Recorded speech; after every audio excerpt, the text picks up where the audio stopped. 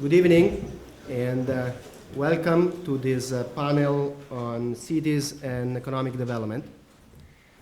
My name is Enrico Moretti, and I am the director of the program on urbanization and infrastructure here at the International Growth Center. The program supports economic research centered on issues of local and regional economic development, with obviously focus on developing economies. We focus on urban areas and seek to support research that is innovative, rigorous, but especially policy relevant. And one of the great things about Growth Week is that it brings together researchers and academics on one side, and policymakers who are on the field trying to change things. And I think it's this interaction that makes this event unique. Urban areas in developing economies offer tremendous promise and equally large challenges. In most developing countries, urban areas have enormous concentrated poverty, lack of basic public services, exposure to environmental pollution, and in many cases, the existence of large slums. But at the same time, urban areas are the most productive part in most countries. If you draw a map of value added per square mile in any country in the world, what you see is that rural areas are largely flat, very little value added in rural areas. And then once you hit an urban area, you see a huge spike of value added or productivity of labor. In some sense, the urban areas are the real engine of economic growth in many countries. Historically, if you look at the experience of the US or Europe, countries didn't get rich until the point where a large fraction of their population moved into urban areas to take advantage of this higher productivity of labor, this higher value added, and this higher degree of innovation. So in some sense, this dual role of urban area as the most problematic and hardest to manage part of a country and the most productive and most innovative part of a country is what we want to talk about today. With me on the stage, I have a very distinguished group of panelists who have direct hands-on experience in trying to manage these challenges. To my left, there is Governor Sergio Cabral, who is the governor of the state of Rio de Janeiro.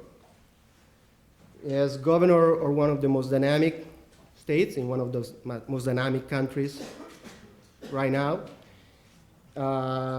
he clearly has much to tell us about how to manage this challenge, how to increase the number of people who can enjoy this higher level of productivity and innovation in urban areas, at the same time, how to manage the challenges of dealing with concentrated poverty and lack of public services and all the characteristics that we associate with larger metropolitan areas in developing economies. Before becoming governor, he was a state representative and then a senator for the state of Rio de Janeiro for 15 years, I believe, from 91 to the election to governor. Yes, state and the senator, yes. Yes, and he was also the president of the state assembly for 7 years, I believe. To my left, the Honorable Mr. K Singh is a member of the upper house in the Indian Parliament, and he has a long-standing interest and a vast expertise in matters of local and regional development. Is currently the Indian government is currently working on a new 5-year plan for managing urban areas, and he's taking an active role. Before entering politics, he was an academic economist at St. Stephen College at the University of Delhi, and for 3 decades, I believe, an official with the Indian Administrative Service. At the other end of the table, Anthony Venables, Professor Anthony Venables, is the BP Professor of Economics at Oxford University, and also he directs the Center for the Analysis of Resource-Rich Economies. In the past, he was the chief economist at the Department for International Development and has worked for the World Bank, the UK Treasury, and many other important venues. He has done extensive research on the issues of local and regional development. In fact, is among the fathers of modern economic geography. Some of the key insights in this discipline were developed by Tony Venables together with Nobel laureate Paul Krugman in the 90s. I've asked the governor to start. Is gonna give us an overview of the promise and the challenges as you see them from the perspective of the state of Rio. Right after him, Honorable Singh will give us his perspective with obviously a focus on the Indian situation. And then, so they're going to talk for about 20 minutes each. Professor Venable will then give us his insights or his comments on what he has heard. And after that, we'll have a less structured question and answer part where I'm going to ask maybe a couple of questions. Professor Venable might ask a question or so, and then you guys will ask questions. Okay. Governor, please. Thank you. The governor might have to leave a little bit earlier because of engagement for the Olympic Games, but I think we have plenty of time for some questions to him. Okay, thank you, Enrico Moretti, Professor of Economies at the University of California. Thank you, Mark, Director of International Growth Center, our host. Mr. Singh, Member of Parliament of India, and Professor Anthony Venables, the University of Oxford. Our Brazilian Ambassador, Roberto Jaguaribe, thank you for coming. Students, friends. First of all, I want to thank you all for the invitation to be here at the London School of Economics. Sorry. And to be part of this important panel on the future of our cities. I want to say that it's a great pleasure to talk about the special moment that Rio de Janeiro lives. It's not a surprise that Brazil has achieved an increasingly relevant position in the world.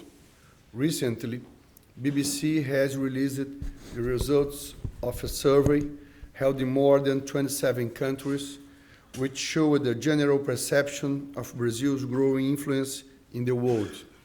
Our country has enjoyed the biggest growth in global popularity. Unfortunately, not because of football. We are now in the 60th in the FIFA ranking. We are proud to say that after having lived a long period under authoritarian rule, our democracy is sound. Our institutions work properly. Our justice is sovereign. Our press is free. And there is alternance of power among our political parties. After a period of strong economic turbulence and political reorganizations toward democracy, we managed to overcome inflation and put the development engine back on track. The federal government adopted a series of macroeconomic policies based on 3 pillars, namely fiscal responsibility, inflation goals, and float exchange rates. Those policies provide the basic conditions for the social progress we have achieved. Brazil is now the 7th largest economy in the world, with a GDP over $2 trillion, and with the prospect of becoming the 5th largest economy within the next 5 years. Since 2003, during President Lula's administration, over 40 million people have grown out of poverty, joining the consumer market and helping boost economic growth. Nowadays, Brazilian reserves have reached record levels of over $350 billion, something that is unthinkable of a few years ago. Brazilian public net debt is around 40% of GDP, and the goal is to bring it down to 30% within the next few years. After having suffered so much and for so long, Brazilian society knows that it's vital to beat inflation. A very efficient banking system with strict rules, along with counter-cycle measures, has helped Brazil minimize the impacts of the worst financial crisis since 1929. Brazil was one of the last countries to be affected by the crisis and one of the first countries to overcome it. It's also worth mentioning that Brazil's GDP grew 7.5% in 2010, and the growth rate for the next years is higher than 4.5%, showing the country's capacity to keep sustained development in the long term. The positive picture of the Brazilian economy has repercussions on regional and local levels. It's in this national positive context that this new chapter in the history of the state of Rio de Janeiro is being written. Among the 27 Brazilian states, Rio de Janeiro is the third smallest, with a territorial area similar to that of Switzerland. It has a population of 16 million inhabitants and a GDP of about $208 billion, which corresponds to a larger economy than countries like Chile or Israel. It has a strategic location which allows access to more than 50% of national GDP in a radius of only 500 kilometers. Capital of Brazil for almost 200 years, until 1960, Rio de Janeiro has suffered in recent decades a relative decline of its central role in national economy and politics. Currently, however, it's clear that the trend is exactly the opposite. Some new achievements, such as the rapid growth of the country, political integration between the three levels of government, and the new form of state management have enabled a fantastic new cycle of public and private investments in our state. It's worth noting, for example, that Rio de Janeiro has become the first state to receive federal funds among the 27 states of the country. It used to be in the last position before. Since then, Rio de Janeiro has been the target of great national and international investments. Those investments are transforming the state and bringing back the population's well-known self-esteem. Those changes can be seen especially in the social area, with several investments that have very positive impact on the life of our population. Public security, health, urban mobility, and other areas have been transformed with the new investments. The state is being modernized with infrastructure that's essential to monitor the economic development of Brazil and Rio de Janeiro itself. Some of those works will bring greater comfort and convenience to our citizens and to the Brazilian and foreign tourists who are delighted to visit our state. One of the most emblematic infrastructure works will be the transformation of the port area of the city. The marvelous port project, Projeto Porto Maravilha, will transform the entire region around the port of Rio de Janeiro into a dynamic, modern, and developed area, which was once the gateway to Brazilians and foreigners in our city. Large investments are made in the region, and that Rondon area will become one of the most valued of the city. The experience of London is for us a great source of inspiration. Another great example was the conclusion of the work of the Complexo do Alemão cable car these years. That region used to be considered one of the most degraded and dangerous of the city. With such a large piece of infrastructure, the people who live there can get around much more quickly and efficiently, not to mention the improvement of the area that will be felt by all the inhabitants of the region. These public interventions have helped the population increase their self-esteem. Previously, Rio de Janeiro was considered a divided city. Many areas of the city had restricted access, and there was a mutual distrust between the inhabitants of different parts of the city. That feeling is changing. We are transforming degraded and devalued areas into urban spacing, providing sanitation, electricity, education, health, mobility. I mean, a whole series of government actions which used to be neglected. As we are a very welcome people, I can't forget to mention the mega events that we will have the honor to host in the coming years. Rio is the city with the most intense schedule of the main events in the decade. We hosted the World Military Games last July with more than 100 nations involved. In 2012, we will receive again the international community for an event called Rio Plus 20, when we will have the opportunity to discuss joint solutions for the main environment challenges, 20 years after the historic UN conference which brought together over 120 heads of states, the largest conference ever, now as Rio 92. Indeed, our common responsibility in these issues is even more important than and urgent now than it was in 1992. In 2013, we received the World Youth Journey, which promotes the meeting of millions of young people with the Pope.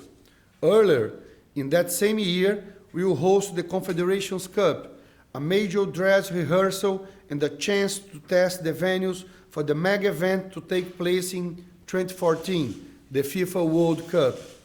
Although that major competitions take place in 12 different cities in all Brazilian regions, Rio de Janeiro will definitely play a very special role in that event. We will have the honor to offer our legendary Maracanã Stadium as the stage for the final match. The media center for the whole event will also be installed in Rio de Janeiro. The passion Brazilian people have for football will make the 2014 World Cup a very special one. I hope we'll be back in the first place in the ranking then. In 2015, we will commemorate the 450th anniversary of our capital city, the city of Rio de Janeiro. We will do throughout the year with a broad calendar of major festivals that will bring all cariocas to the streets of marvelous city. In addition, in that same year, Brazil and especially Rio will host the Continental Football Championship, the Copa America. However, let me highlight the 2016 Olympic and Paralympic Games. We are working hard preparing for that big event which will celebrate the Olympic spirit for the first time in South America. Besides the importance of the Games, it's important to say that our attention goes way beyond the days the event will take place. We are focused on the social and economic legacy which will be left for our population. Huge investments are being made in 6 strategic areas: infrastructure, transports, health, security, environment, and venues. A top priority for our government, without a doubt, is public security. We see the fight against crime as essential to improving the quality of life of our population, and as a decisive factor for economic development in Rio de Janeiro. For the first time, police force have specific targets for reducing crime, and our officers are rewarded for achieving those goals. We are managing to reduce our crime indicators substantially. Just one example, in 2010, the homicide rate was the lowest of the past 20 years. We have taken another very important step ahead with great national and worldwide visibility, namely the Pacifying Police Unit Project, UPP, in poor communities. Those units aim at reclaiming territories controlled by drug dealers and establishing police units, employing officers recently graduated from the police academy, specifically training for the community police job. We have already established several UPPs, directly impacting the lives for more than 1 million citizens, and we have the commitment to bring peace to all communities where there is still parallel control by 2014. It's important to mention that in the same way that President Barack Obama, with his wife and daughters visited a UPP last March, the Deputy Prime Minister, Nick Clegg, also visited one pacifying unit on June 1st in a community that has a project developed in partnership with British institutions. The Deputy Prime Minister had a chance to see the profound transformation taking place in the lives of thousands of people in Rio de Janeiro. A recent global Metro Monitor survey conducted by this prestigious institution, LSE, showed that Rio de Janeiro jumped from the 100th up to the 10th place in the ranking of the most dynamic cities in the world. It was also considered the city which has done the best job facing the recent financial crisis. According to a study conducted by the Federation of Industries of Rio de Janeiro, the state will receive a total of $102 billion of new investments in just 3 years, from 2011 to 2013, all of them confirmed and already in progress.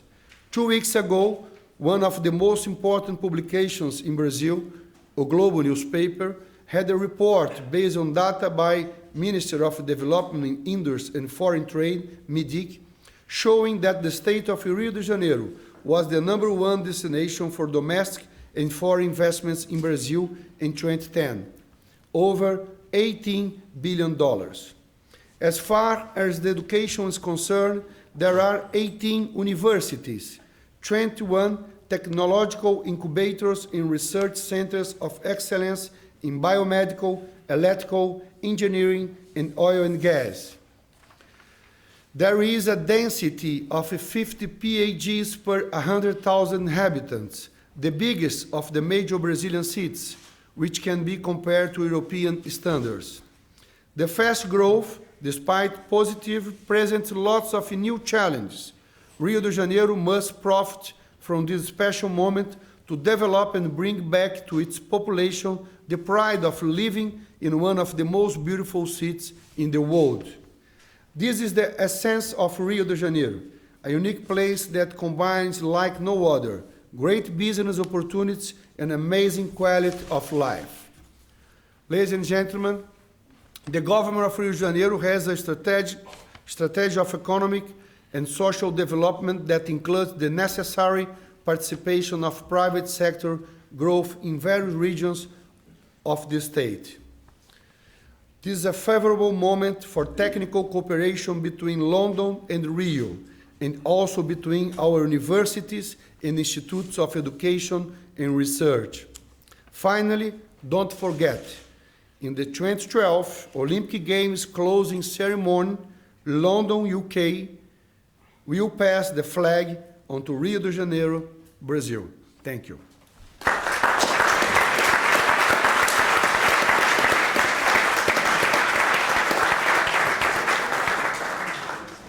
Thank you, Governor. The, the Honorable Mr. Singh will now give us his perspective.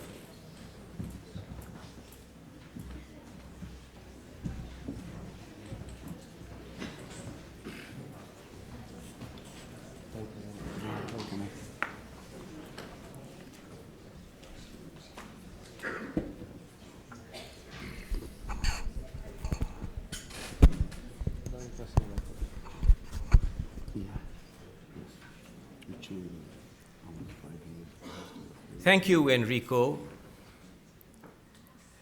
Thank you, Governor Sergio, for this outstanding overview of the achievements of Brazil, with which India shares its pride, being a partner of your BRIC economies. Yeah. And of course, the extent to which Brazil goes, the BRIC economy goes further. So my congratulations to you, Governor Sergio. Thank you, Anthony, for being part of today's discussion with the kind of far-reaching contributions with which all of us are familiar with, which you have made in areas of urbanization and challenges connected with it.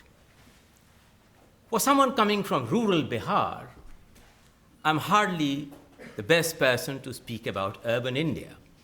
But I realize, though, that being urbane is different from being urban.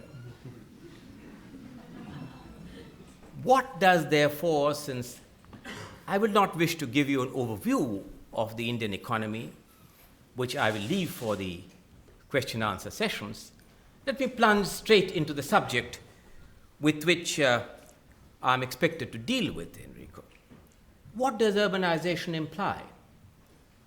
What kind of methodologies define urban center? Regrettably, there is a lack of homogeneity.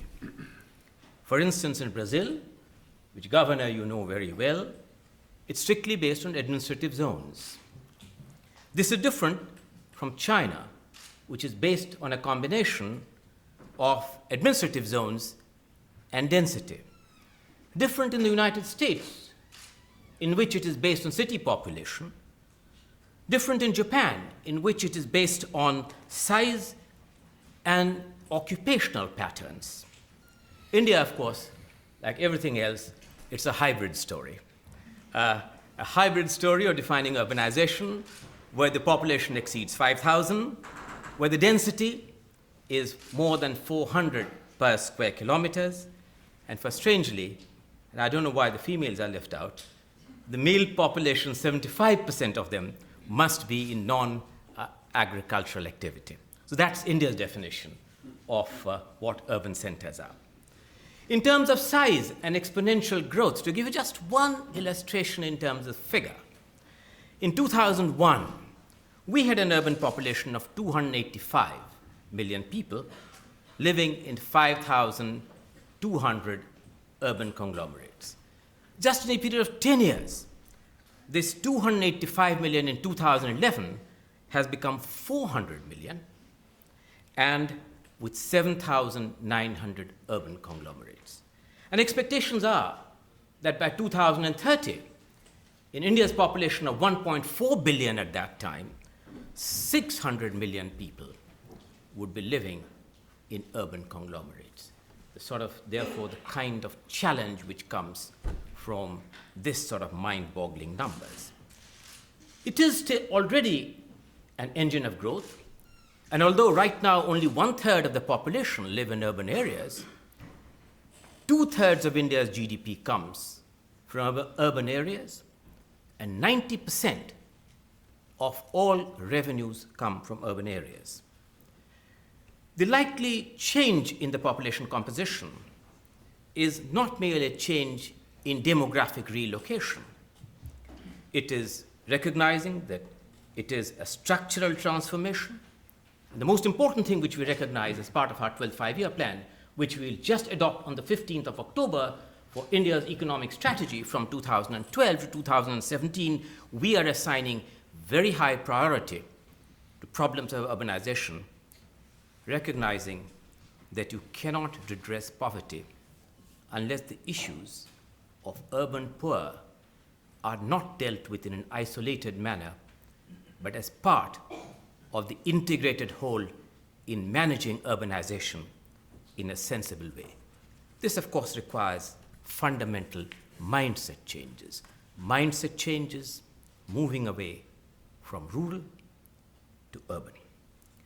What does this kind of mind-boggling number and challenges mean in terms of India's problems of urbanization? I would say there are huge opportunities. There are, of course, huge challenges. And if I were to classify them very roughly, I would say there are 10 important challenges. First and foremost, the challenge of a vision. A vision which factors in not today, not yesterday, but tomorrow. Factors in the inevitable consequences of growing interdependence, factors in the vast amount of internal migration which will take place. Recognizing that multiplicity of agencies will hinder a more cohesive policy. Recognizing as part of the planning process that land use and zoning can excessively restrict the availability of housing and land, particularly for the poor. And recognizing that what we need to focus on is not mere renewal of old cities, but for new cities of today and new cities of tomorrow. So that's challenge one, planning, visionary planning. Challenge two, housing. On housing, there are complex issues. Each country have their own laws. On India, looking at the fact that we have 1/6 of humanity, but regrettably 1/20th of the territorial space, there's enormous pressure of population on land.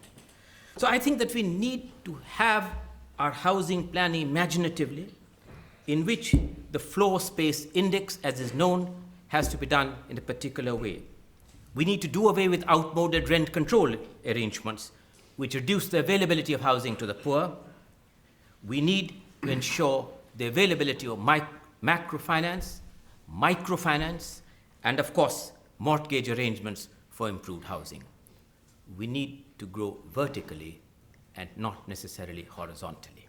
That's the big challenge when it comes to the second big challenge. Third, the challenge of service delivery. It's unclear lines of accountability. Too many agencies, too many organizations, not clear who is responsible for what.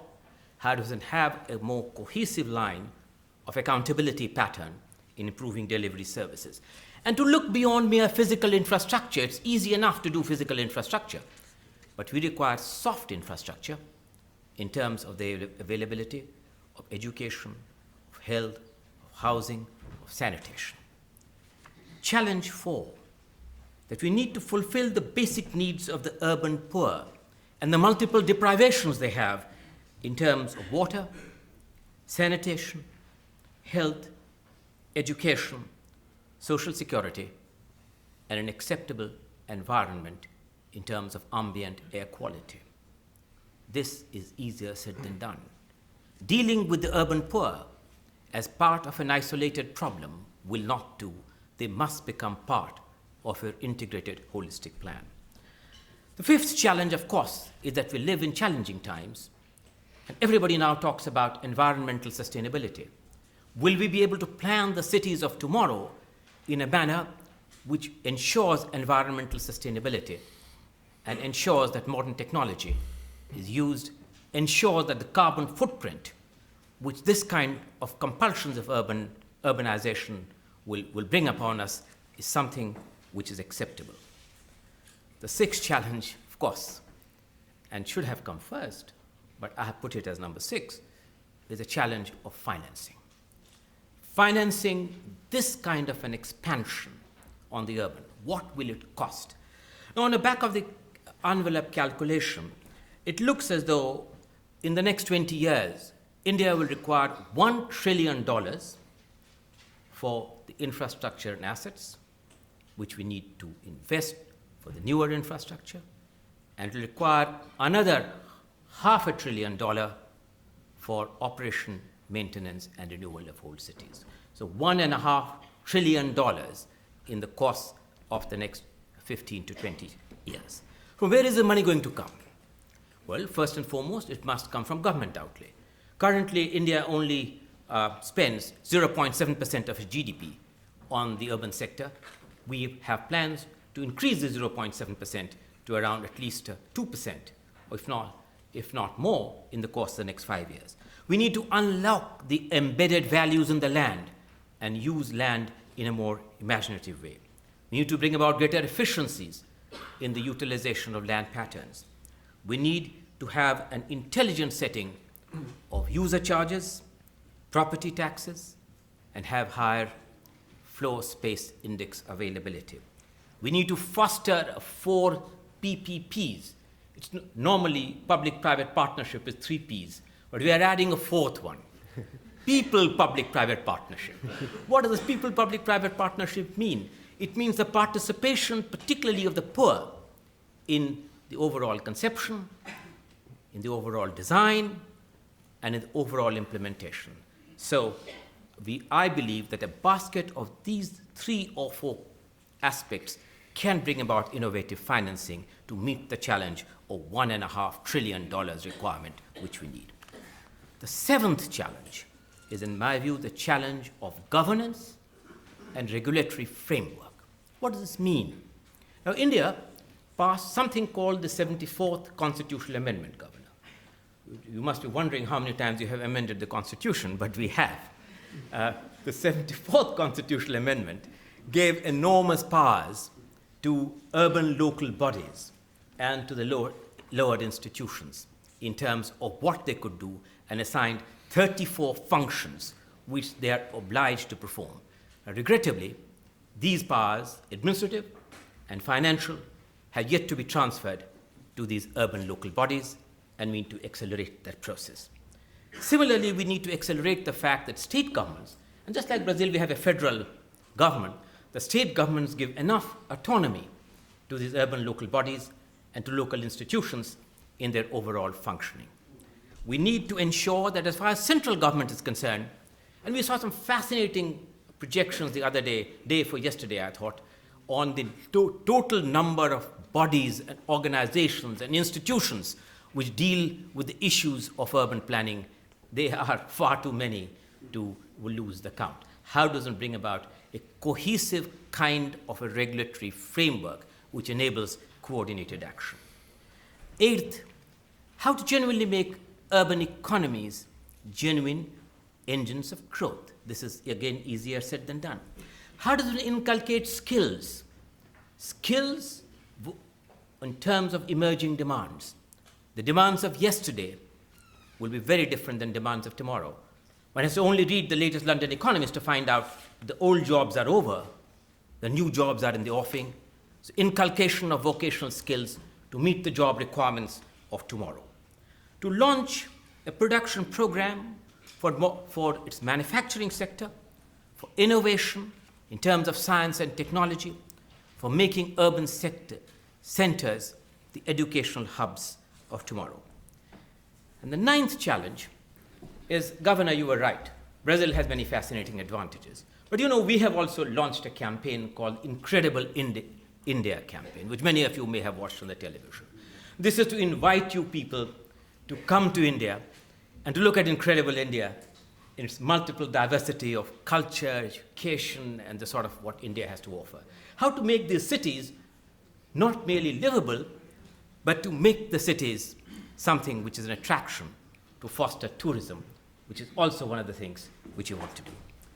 And the 10th challenge, I believe, is how does one manage the transition of regional doing away with growing regional inequalities. Parts of India are growing at maybe 12%. My own state, which has come from a rock bottom start to now grow at 12%, but it is a late comer. Is it fair in moral terms? And what percentage of national resources should be garnered by a few metro cities compared to these resources being spread to the more backward regions, to the backward states, which have lagged behind the development curve? Is there an ethical principle which should guide public investments, which enables the fostering of greater regional equality and a greater harmony in the kind of diversity of territory which India represents. These moral and ethical choices will have to be made when we deal with the allocation of limited financial resources. These challenges, in my view, would need to be overcome. I agree entirely with something that Aristotle had said long ago, that the great cities of the world may not necessarily be the most populous cities of the world. This is true in more sense than one. But at the end of it, I think cities have always been far places of civilization from where light and heat radiates into darkness. I believe that unless these 10 challenges are effectively overcome, we will have enveloping darkness, shrinking light, and the radiation having been belittled. India has enormous demographic challenges of poverty, enormous challenges of growth, enormous challenges of being able to overcome some of the most important social inadequacies in terms of a more harmonious development. Considering the fact that there's 600 million people in India would live in urban areas by 2020, there is an enormous challenge and responsibility which has been cast upon us by the compulsions of demography and by the compulsions of history. But I'm optimistic that we will overcome these challenges and that the next 5 years will see a fundamental change for the better. Thank you very much. Thank you.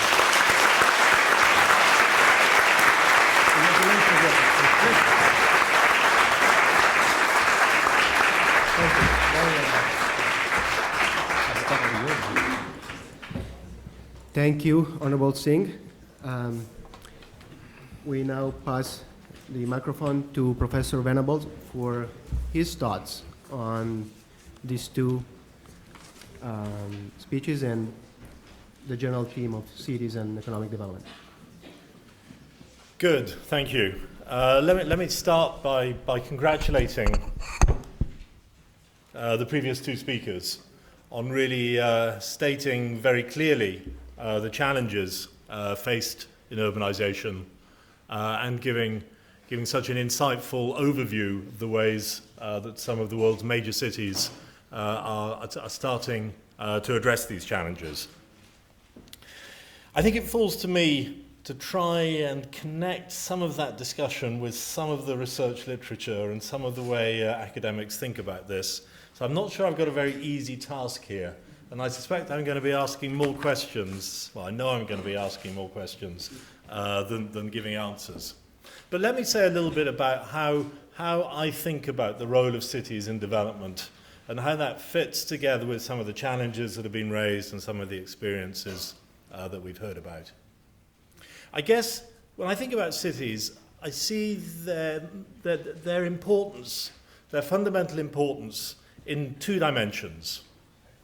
One dimension is that cities are the ladder for individuals, families, successive generations to lift themselves out of poverty into the modern labour market, into education, and into the modern economy.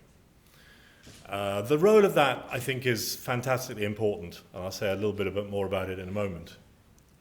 The other role of the city is complementary to that, but it's focusing not so much on households as on firms and on the productive side of the economy.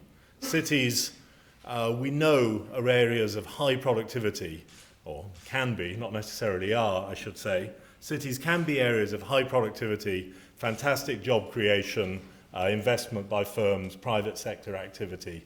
But of course, that's a can be. It's not automatic. Lots of challenges, lots of decisions that have got to be taken on the way. So when I think about cities, I think, the challenge is, are they meeting one, and hopefully both, of those two objectives, creating the ladder for individuals and families to migrate, to move, to improve themselves over generations, and creating the environment for business to create jobs. Let me say a little bit more about this ladder for households and families.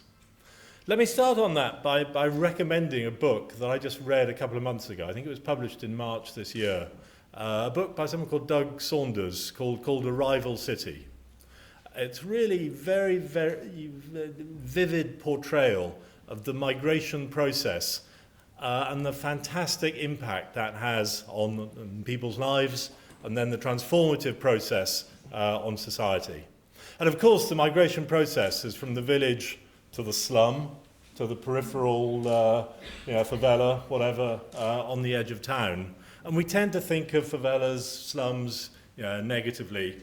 But the book really takes the message very, very strongly that the slum, the favela, is a step up the ladder. It's a rung on the ladder.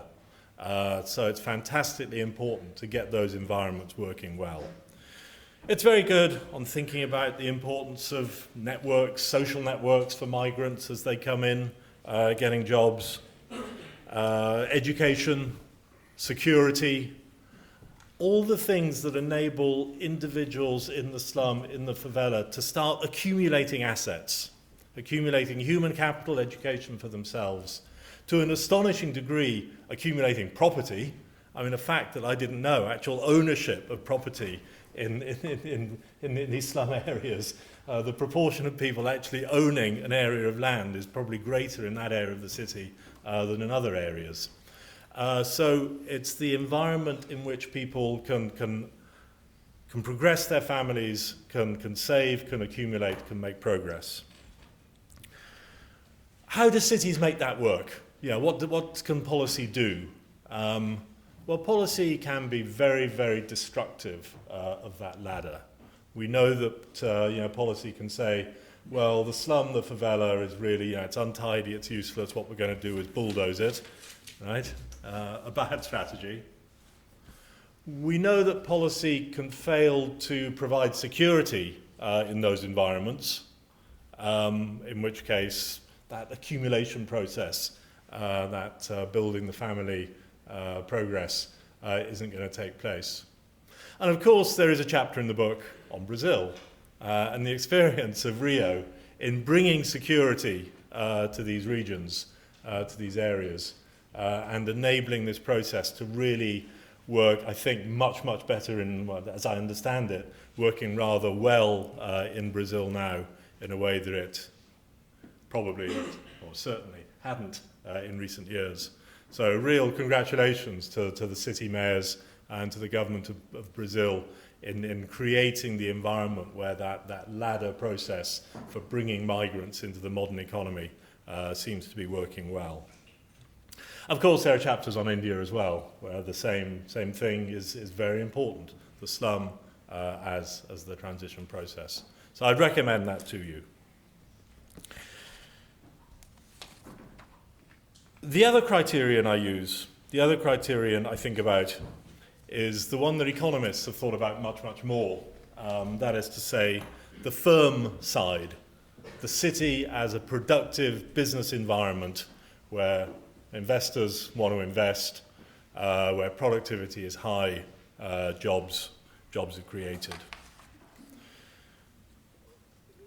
The experience of Rio and of Indian cities is very important, very instructive there. Obviously Rio suffered a negative shock, the bad experience of losing capital status, having a major city, Sao Paulo, close to it, taking up that activity, but seems to have countered that shock perfectly well and is attracting the investment and providing that productive business environment. But let me probe a little bit further on that. The research base tells us that on average cities are productive, that every doubling of population raises productivity by 4% or whatever the current research number is. I believe it's about that. But of course, it's not automatic. There's a huge amount of heterogeneity in cities. And difficult investment decisions are required to make that work. And here there's an area where I think economic research really can bring a good deal more to the table. Understanding what it is that makes some cities generate that productivity, that high productivity, and others not. It's got a lot to do with the vision, the planning, the coordination that we heard about in India. It's got a lot to do with infrastructure investments, and there's a real research agenda there for economists, I think. Understanding the benefits, the real effects of urban infrastructure investments. Some of you will have heard me before going on about how I think as a profession economists tend to undervalue infrastructure, transport investments, particularly in the urban context, where I think there are huge spillovers, huge benefits for making cities work better in these areas. So understanding the things that make cities productive, the business environment, the governance, as we heard about in the case of India, the infrastructure investments, and of course one of the key challenges in doing this, as we heard in India, was finance. It's all very well to say the benefits of infrastructure investment are huge, but someone's got to pay for it. Now this is the point, of course, where I'm rather dissatisfied with the rest of the panel. The mayor of Shanghai should have been here as well, I'm afraid. How do we pay for infrastructure investments? I think this really is one of the big challenges for policy and research. We know that when development, infrastructure, rail developments take place, there's a huge appreciation in land values. Some societies have been able to successfully tap that to finance the infrastructure. In Britain, we try to do it in a rather ad hoc, unsatisfactory way. We build Crossrail, this new rail link for whatever it is, 15 billion, and the Chancellor goes to the City of London with a begging bowl and says, please put a few pounds, a few tens of millions of pounds in to pay for it. But of course, in China, they do it rather more successfully. Land is owned by the state, more or less. Existing occupants move out with more or less compensation. But the point is, there's a huge capital gain that is generated by the city, by the infrastructure improvement. So really understanding ways to tap that, to meet the financing challenge, I think is fundamentally important. And we've got real extremes in the world economy. We've got China probably doing it too successfully and vastly over-investing in infrastructure at the city level funded by this. But other cities, certainly some Indian ones, I think, where none of that capital gain is being extracted by society or by the city for investment purposes, but going to private individuals. So, I've got real scraps of paper here. I was trying to jot things down as we went through. Obviously, I've barely scratched the surface of the things, of the real set of challenges that were raised in the Indian case. But I think it is an area where there's a real synergies between the research community and the policy community here. The research community has done a good job in drawing attention to the dynamic role of cities, productivity, engines of growth. But of course, all cities are different. Understanding the difference, thinking about the details of the policy environment, the institutions, how the police work to generate security.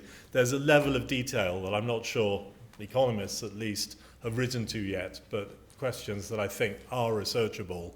But we need to be fed the reality by talks like this, and then think how to shape research that is useful and productive for that. Thank you.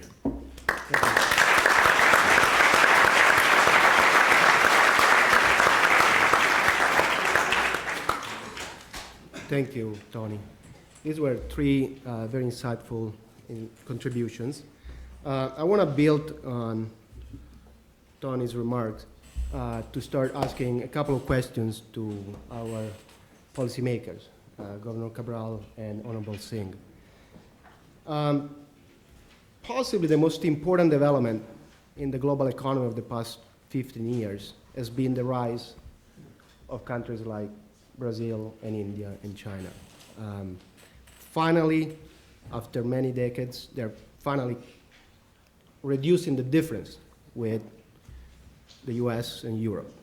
US and Europe haven't really experienced much growth for 10 years. The US is pretty much stuck, and most European countries are not any better. By contrast, India, Brazil, China, and many others, Turkey and even some African countries, are fast reducing the gap. So what's happening is what economists call convergence, which is something that economic models have long predicted. The distance between the latecomers and the front runners is finally shrinking.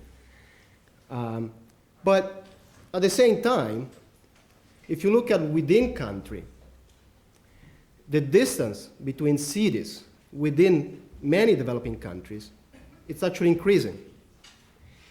In China, you have cities like Shanghai that have a GDP per capita not unlike the one in Italy, that have probably better infrastructure than in Italy, probably, actually, definitely better education as measured by international tests. But then you have cities in Western China that are barely moving. Coastal cities in China are growing at incredible rates. Interior cities in China are not. The same is happening in Brazil. There are certainly bright spots, and we have experienced the experience of Rio, but there are other parts of the country that are growing less. I suspect the same is happening in China. And by the way, the same is happening actually within the US. You have cities that are adding good jobs, adding adding human capital and productive employers, and cities are more and more lagging behind. So on one end you have places like San Francisco, on the other hand you have places like Flint, Michigan. These are like as far as, they're almost two opposite universes. So I think what's happening, you have this remarkable convergence across countries with developing countries fast catching up, but within country you have a tremendous amount of divergence with cities that started off with strong economic fundamentals becoming even stronger, and cities that becomes even weaker. Cities that start weak and becomes even weaker in relative terms. And so to me, the fundamental question for when we think about regional economic development, there are basically two fundamental questions. First of all, what makes the difference? Governor Cabral has proposed investment in infrastructure as a key to success. He has talked about mega events. Possibly, the security factors. In some sense, are the policymakers different in the weak cities and in the good cities? Or is there something else? For example, a lot of the research based for the US points to the role of a large number of educated workers as one of the key predictors of economic success of cities in the long run. And if so, then what's the role for policy? Is what's the right mix of public and private policy? Obviously, if we're talking about reducing crime, there's no question that belongs to the public sector. But if we're talking about generating human capital, it's not obvious. What's the role of a city government in training workers or trying to attract better educated workers or trying to attract jobs that then attract better educated workers, like high human capital jobs. So that to me in the face of this growing divergence between weak cities and strong cities within each country. That to me is one of the first fundamental questions. The second one is what to do about the weak cities. Okay, so Rio has been successful in growing faster than many other parts, but what do you do with the other parts, with the flints of Brazil or of India? Do you just let them go and hope that the residents just reallocate and move to the fast-growing cities? Or is there a role for policies that target these cities to try to reduce the gap between the winners and the losers? It almost looks like, as countries are all opening up to this new global economy, there are cities that are well prepared for this race and are taking full advantage of this. And then there are other cities that are not, that in fact are falling further behind. And to me, a second fundamental question is what to do about the losers. And economists have mixed views about this. On one hand, you want to help struggling parts of the country. On the other hand, it's not clear that's the best use of resources. If a city is not productive, maybe it has lost its competitive advantage. Do we really want to think of effectively taxing the rest of the country, the productive part, in order to help that part? It could backfire. You could have large losses in efficiency. On the other hand, you obviously cannot just leave entire community die the way that Flint or Detroit are dying in the U.S. So in some sense, the same themes that arise when you think about the success stories in places like the U.S. are, I think, very much apply to countries like Brazil and India. They are growing very, very fast, but at a very unequal pace. So I believe you're tied with time. So if you have, maybe we should start with you, and then we're going to move to Honorable Singh. First of all, I'd like to say I trust, I believe in only one way: democracy. Without democracy, without free society, it's impossible to build a really a good society. That's the point in many countries in Asia, in Africa, in part of Europe, in part of Americas. In Brazil, we got the democracy. I'm a journalist. My father is a journalist. I visited my father when I was 6 years old in the jail because he is journalist, and he had a newspaper against the military government. Then we discuss economy without the perspective of democracy. For me, is not all the view. It's my first point. I believe in the free society. Second, after we got the free society in the end of the 80s, we got in the Brazilian society agreement, all the parties, all the society, against the inflation and the macroeconomic fundamentals during the 90s. The beginning of this century, we elected a leader, President Lula, from the Union, and we respected all the economic fundamentals and make growth in the economy, but with distribution the rich. Then, in opposite, if you told, Rio grew and is growing, yes, but in the last decade, Northeast, the poor part of the state, the country. Center of the country, center west, northeast, and the north, the three. We have 5 regions in Brazil. South and the southeast, before almost 7% of the GDP. Nowadays, 62, 60, because in the last 3 years, 4 years, 5 years, northeast, north, and the center west, west center, grew more than rich part.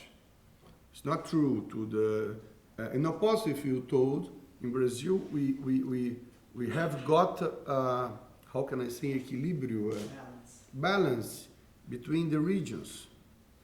And we have in Brazil, President Lula put and President Dilma, the first woman elected in the history of Brazil by the people. We have some wonderful policies to the distribution of the rich. One is My House, My Life, Minha Casa, Minha Vida. In the last 3 years, from the 0 to 10 minimum salaries, we built 1 million houses. And President Dilma just launched the second phase, the second chapter. We will build 2 million houses, mainly for the people, the poor people, 0 to 3 minimum salaries. But can I ask you a question? Of course. Are these redistributive policies targeting poor households or poor regions? But all the country, So they're nationwide. nationwide. They're not No, focused on nationwide. another.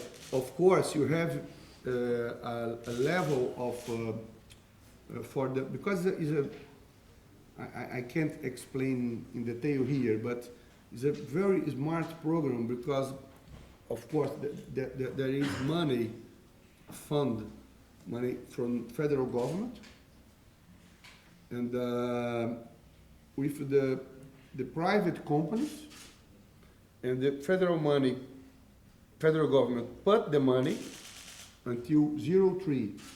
There is subsidies, and for the companies, the cities put the lands,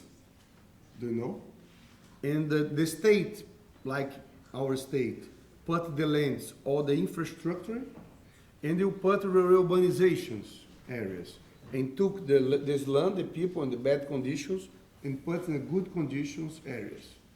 And the people love this program. And another program is PAC, Programa de Aceleração do Crescimento. Is a growth acceleration program. It's almost 500 billion reais, more than $350 billion in infrastructure, but not only the infrastructure, port, airport, included this part, but in the poor areas, in urbanizations. We have a fantastic case in Rio, with Complexo do Alemão, I said. Complexo do Alemão lived 100,000 people. It's pacifying, and we put there 600 million reais, around $400 million in many investments, huge investments. But another communities, Islams or former Islam, change in new areas in the urbanization. But in Brazil, I would like to say, we have in this moment, all the country is growing. We have, of course, problems with balance. You are from Italy. You know, north of Italy is different than the south of Italy. Yes. Then we have, of course, difference in many regions. But in this moment, we have fighting against with good policy.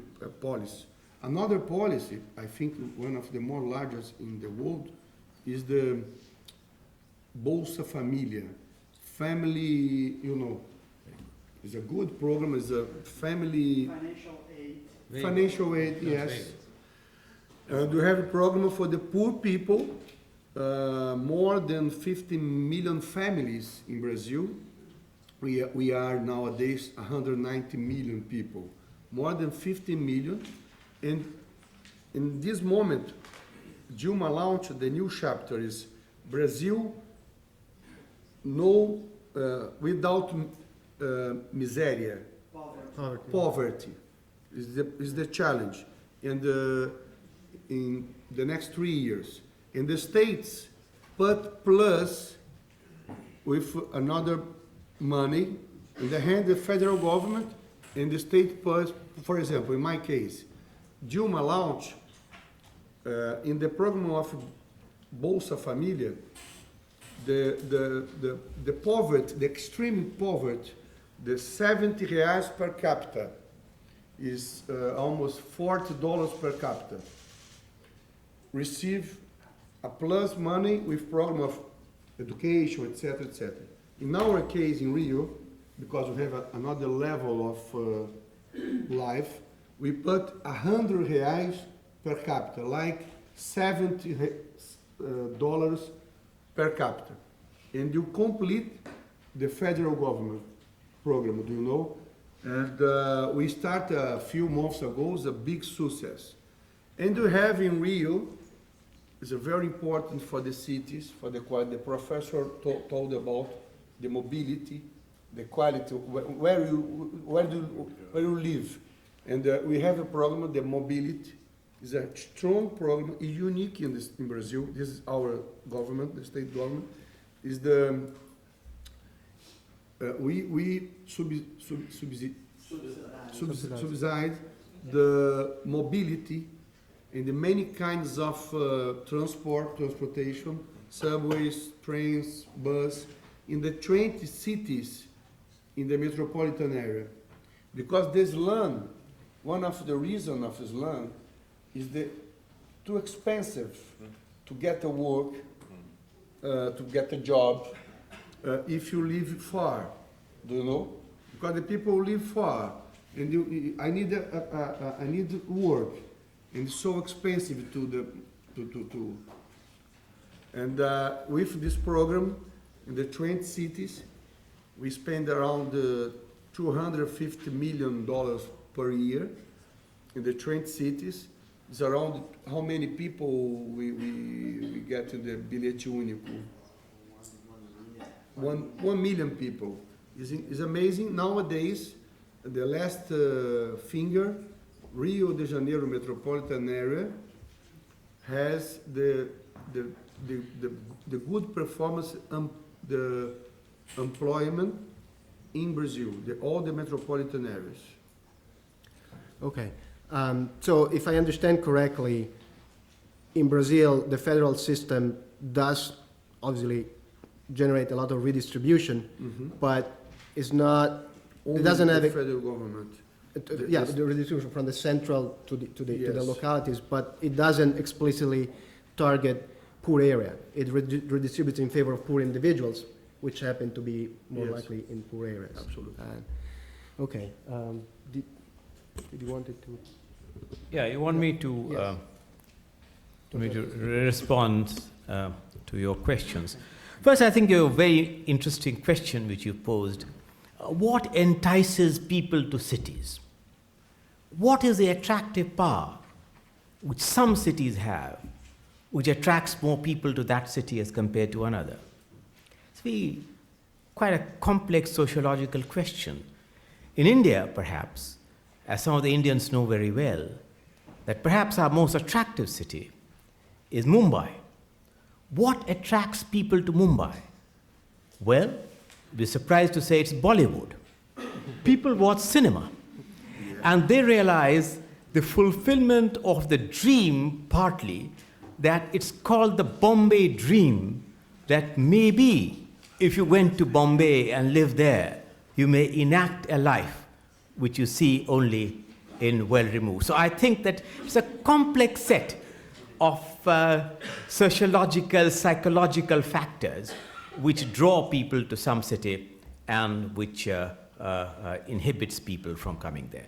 But I think a more important question, since examples cannot be replicated, is what should be done to prevent the growth of divergences in asymmetric patterns, and that while the world moves towards convergence, do countries move towards divergences? I think this is an issue which I tried to address in one of the challenges as far as India was concerned.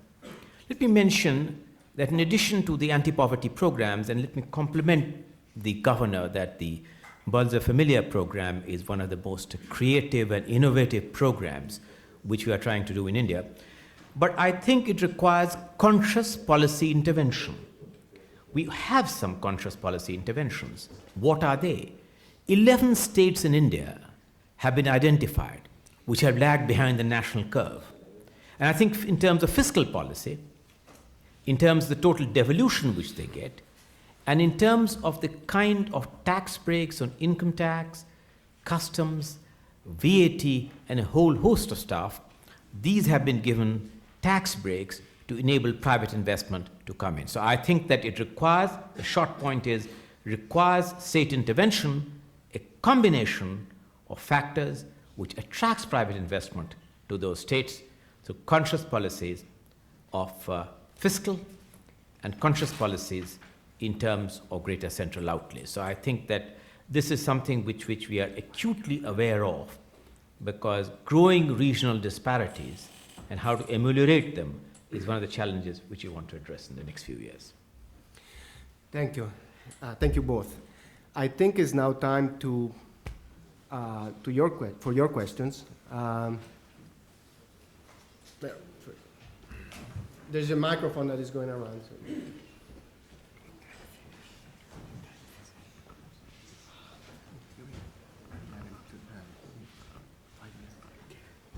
Yes, I mean, my question is more related to see the city in the prospect of region. In Europe, we start talking about ecosystem. This means we should not see the city only from economic point of view or grow.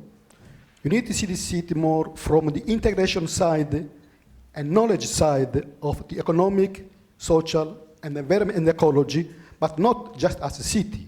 See in a more, let's say, ecosystem at a regional level, because the city is depending from the region, and vice versa. So my question is, maybe we need to know more the region, to interconnect the region with the city in an intelligent way, and then you start to planning the strategies together with the region. Thank you. Thank you. Let's take a couple of questions. Do you want to answer directly? No.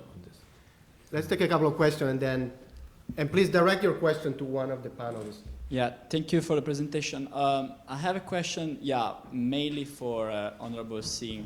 Which is the relation between cities, investment in cities, and urbanization and inequality? In the sense that it could seem a banal question, but it's puzzling to me how, when you, as a policymaker, you have in a really unequal society, a pressure for immediate consumption. And so the public spending, it's really a criteria with which the population will judge you. And infrastructure is something that you can really touch, it's really tangible, and you basically work to better off a part of society, but the other part of society could, disagree with that. So my question is, which is how this relationship between cities and inequality works, which is the direction. And in terms of political assets, I agree that democracy, so this is a provocative question, democracy is the best political asset to do this, political situation, framework to do this investment if there is social cohesion. But what about if there is not social cohesion, if there is quite fragmented? Do the policymaker will have the time to survive to the first investment before the next election? Thanks.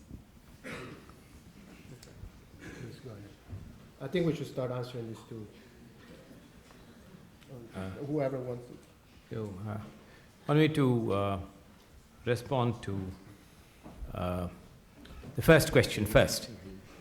I think, how do you connect in terms, since really it's not city per se, but it is a wider ecosystem, how will connectivity dramatically improve? Well, to some extent, I think the fact of the increase in internet connectivity in India, and in terms of what the new information technology offers, is already making location increasingly irrelevant in terms of the disaggregation of economic production for optimization of gains. But I agree that connectivity, not only in terms of information technology, physical connectivity, transport connectivity, and others, would widen the ecosystem in terms of a larger area coming into the regional vortex of growth.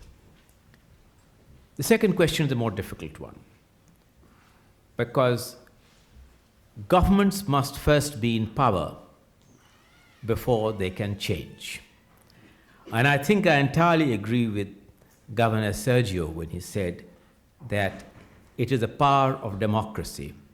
If you ask me the question, and I posed it myself, that is it morally correct for a very large public outlay to go into the metropolitan cities? Let's say we had this recently, the Asian Games in Delhi.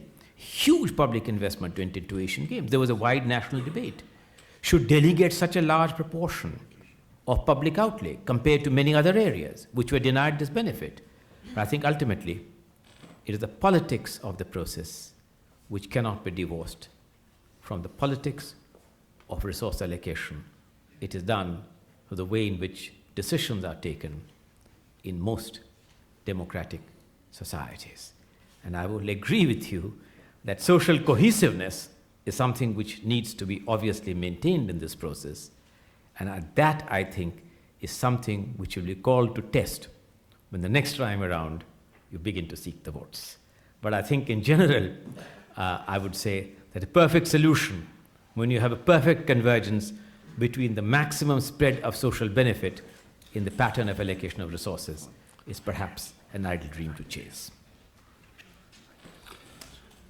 About the cities and environment, we have a very, very exciting experience in Brazil with the biofuel. It's the ethanol. It's an amazing experience with the sugar cane. It's a fantastic solution. All the car makers in Brazil produce with your car that flex fuel is incredible. In Rio, we have another alternative with gas is so popular. We have in Brazil almost 1.5 million cars by gas, and more than the half in Rio State.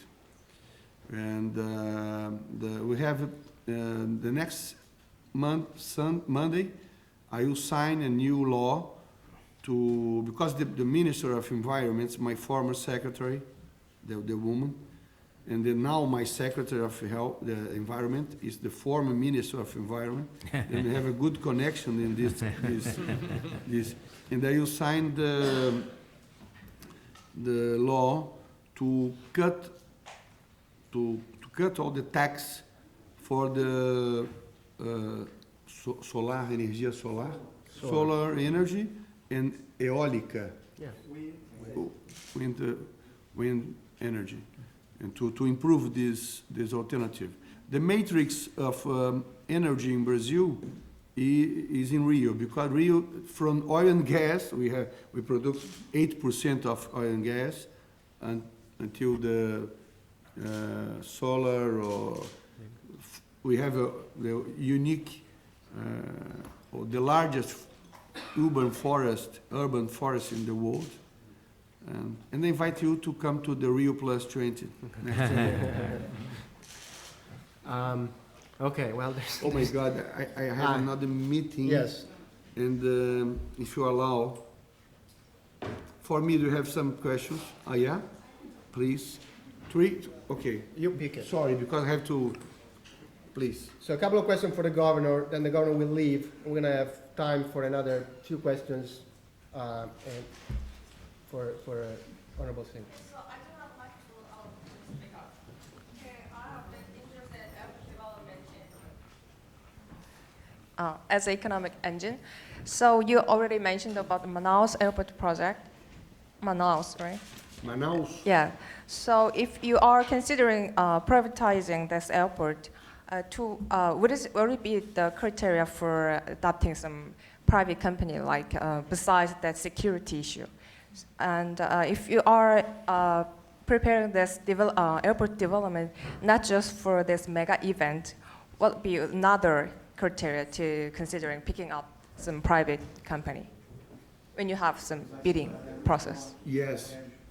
Yes, the President Dilma launched the 3 airports in this moment. For Yes, the, yes. you know? Yes.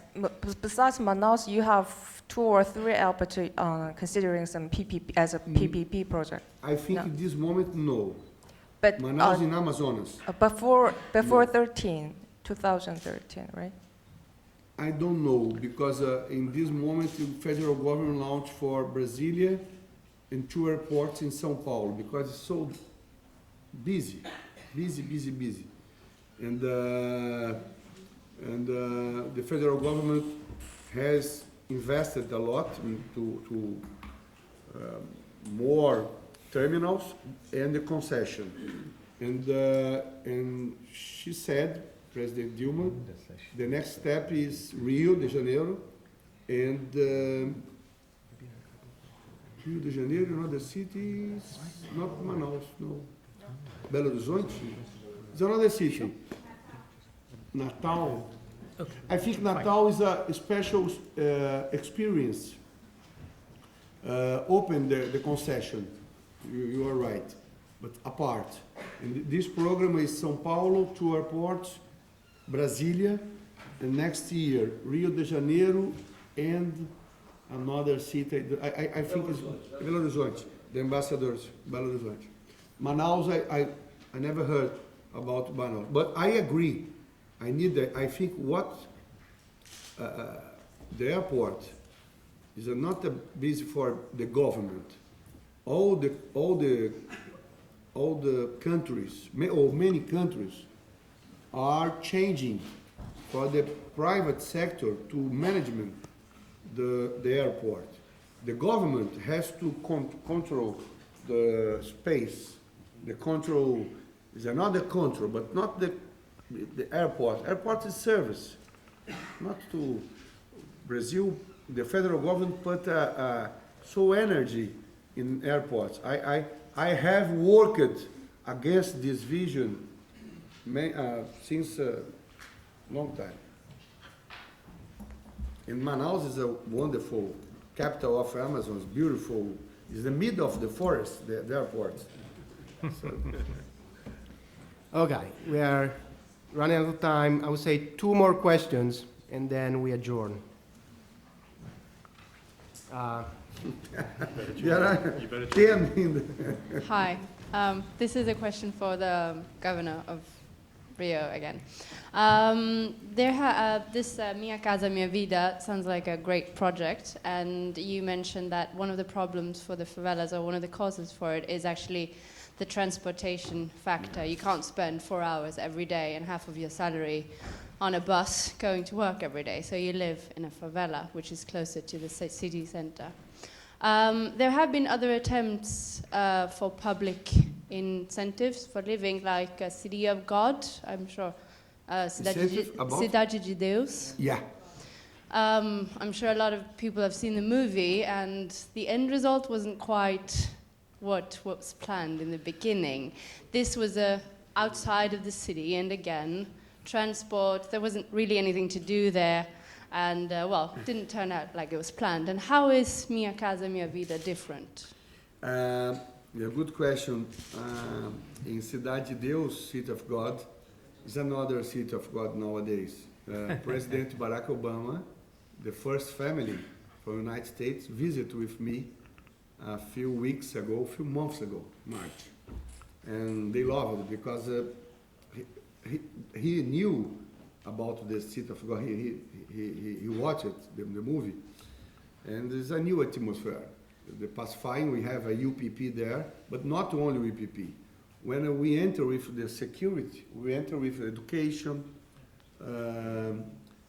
school for new skills, because Brazil needs not only graduate, PhDs and master, but skills, the professionals for the, you have schools there, regular schools there. Incredible. In Cidade de Deus, in City of God, after UPP, the city, the Secretary of Education, we have the largest structure of primary school in Brazil, the city, almost 800,000 students. And the mayor declared, after the UPP, they improved the comparecimento, the attendance in the school, and the performance of the students, incredible.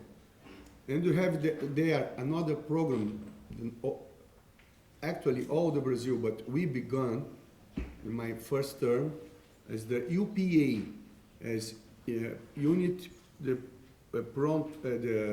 emergency 24 hours in the health. We have there many programs nowadays. Then, sorry? Popular restaurant for the food, many projects, sportive projects. It's another Cidade de Deus. Fernando Meirelles, the director of City of God, loves this program, and nowadays the mayor, he's invested around 60 million reais to urbanization, many poorest area in Cidade de Deus. But Cidade de Deus, not the problem is the mobility, because so we have in Brazil, in Rio, that's the point. In Rio we have poor area in amazing areas. Then it's not the problem for the people, is not mobility, but the quality of life. Change the quality of life. Include security, urbanization, sanitation, house, etc. And you have the majority of people, poor people, the problem of distance, the problem of mobility. That's the program we did, the mobility, and we have subside for these people.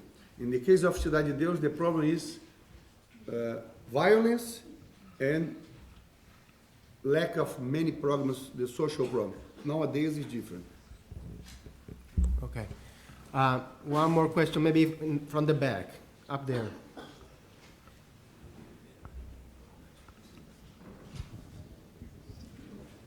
This is to Sergio Cabral, Governor State of Rio. Brazil's public sector received 1 billion reals in 2010. However, education relative to tax revenue is poor. Airports are overcrowded. What can be done to make public services in Brazil more efficient, in particular in cities? The deficiency about the Public sector. Public sector. This is the good question. It's our challenge to improve the quality of the public service in many areas. In education, we have a big challenge because you have a constitution in our country is so generous for the people, so wonderful. I think some countries in the world has an obligation like like the governments have in Brazil for the education and for the health. For example, is universal.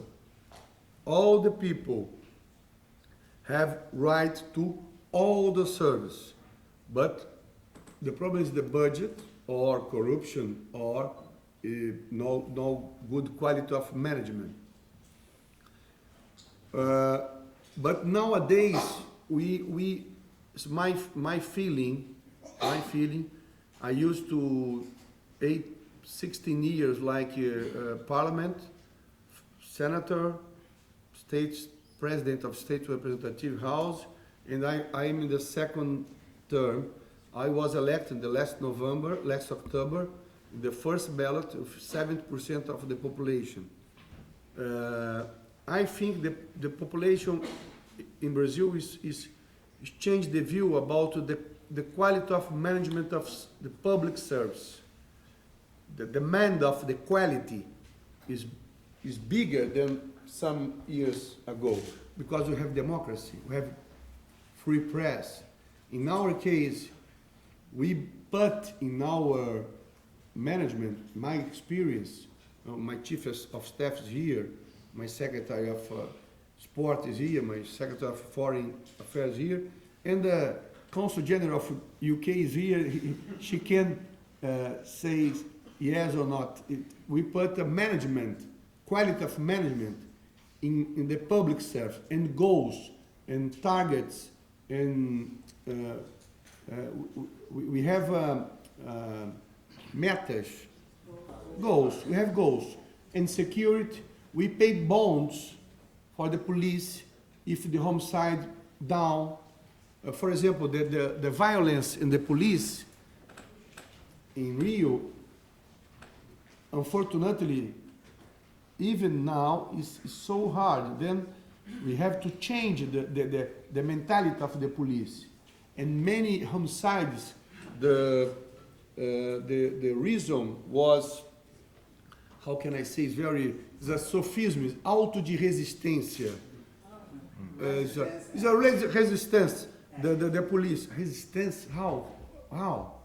And when my inauguration, January 2007, in my first term, the UN, the Right Humans Watch, visit me to look, Mr. Governor, it's an absurd, because you have in Brazil, in Rio, a number absurd of resistance. What is this? And I took my team and studied, and one of the goals is, if you down the out of resistance, you include in the bonds for the police. Is the opposite of violence. Then we have in the example of security, but we can offer for you in many another public service. In education, for example, in this moment, we have a huge program to pay bonds for the performance of the professor.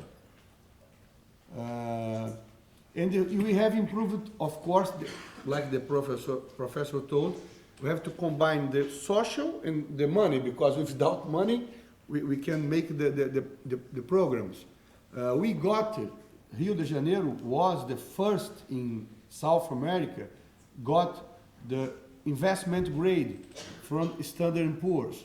It's the first subnational state, subnational government in South America got the Standard & Poor's. And a few weeks ago, Standard & Poor's renewed the investment grade for us. Then I think it's very important the management, to put the mind to management and to renew all the machine, the public machine, and more professional. Is a big fight, because you have in Brazil, I think in India, in other countries, I don't know if, for example, when the Labour Party left, and when the Tories and Liberal is in the power, I think is a few number of cargos, positions change, because the professional structure. In Brazil, we have a lot of positions. Change the party, oh my God. You have to put, it's a crazy. And more professional, less corruption, more efficient, more professional. Less efficient, more positions, the party, put X, put Y, but it's not a good, that's my vision. Okay. No? This was a very insightful night. There are still probably 25 questions, 25 ends in air, but we are 20 minutes late. And so I want to thank the panelists for all the insights, and thank you for coming. Bye.